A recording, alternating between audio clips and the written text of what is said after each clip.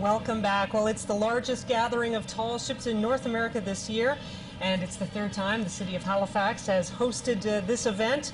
And today that tradition continues with the Parade of Sail. Here we have Gazella of Philadelphia. She's registered in Philadelphia. She was built in Portugal in 1883 as a fishing schooner and was re-rigged as a barkentine in 1901. And she served as a fishing vessel for the Portuguese until the 1960s. The Portuguese White Fleet was very popular in Newfoundland.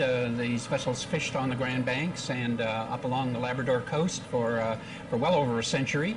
And Gazella is interesting because she is an old working ship as opposed to a lot of these purpose-built training vessels that we have. She's a wooden vessel, and when you look at her, you can tell that some of those timbers from Prince Henry the Navigator's forests in Portugal are probably still there. Some of those original timbers, and she's very well maintained. Tens of thousands of volunteer hours go into to keeping Gazella. The foundation depends a great deal on volunteer effort, and in exchange for your volunteer effort, you can get to sail on her and come on trips like this along with her permanent crew. Back in her working history, she would have been then a familiar ship, I should say, in St. John's, Newfoundland, and the like. Certainly was, and she was a dory schooner, very much like Blue Nose, and they would put out in the dories in the early morning, and they would catch fish and bring them back and salt them down, and then sail them back to Portugal. The fact that she's a barkentine was an interesting experiment tried by the Portuguese. They tried, rather than having fore and aft rig on all three masts, they put square sails on the foremast to give them a bit more speed in getting back across the ocean. Never really caught on with the White Fleet, and they all, most of them all remained as fore and aft rig three-masted schooners. When Gazella was built, Canada had one of the largest merchant fleets in the world. In the late 1870s, we had the fourth largest merchant fleet in the world. So, you know, she goes back to that era when the sea was very important, and when the maritime trades were an integral part of our young country.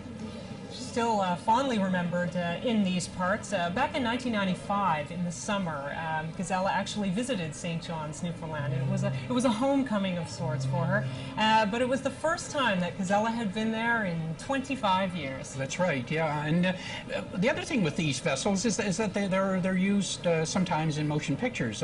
She was used in Interview with a Vampire, starring Tom Cruise and Brad Pitt, and The Widow of St. Pierre, which was a French production. And a lot of these vessels are used in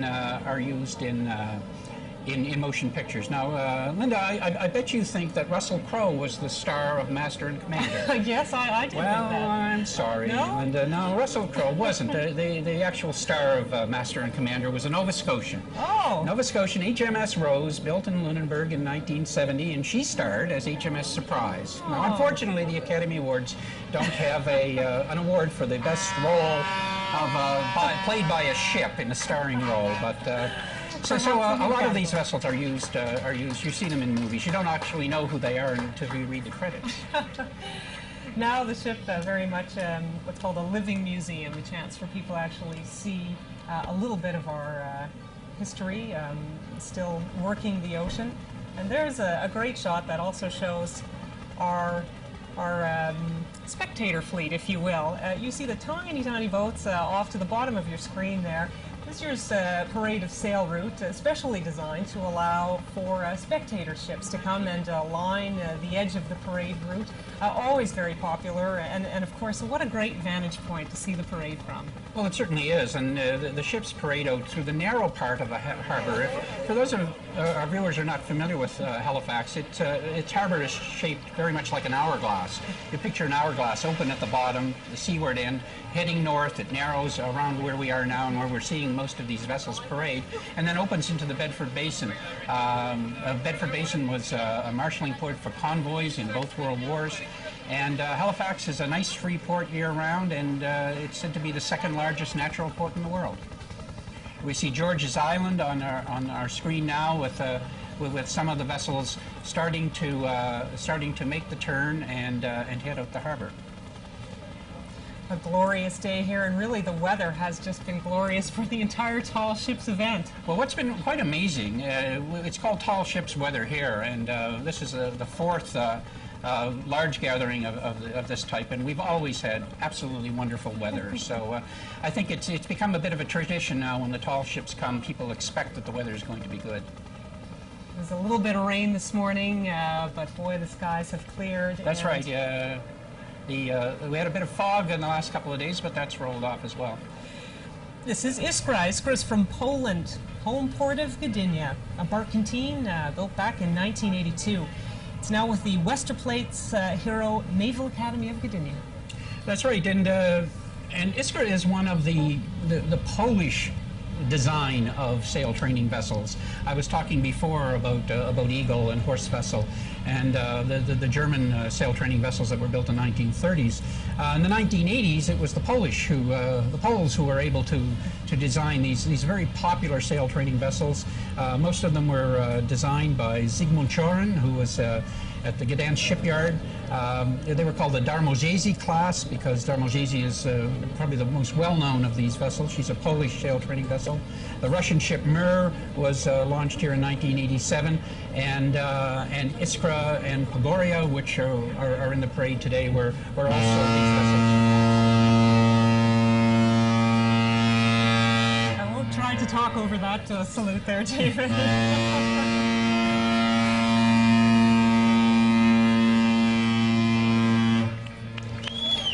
And the crowd salutes back.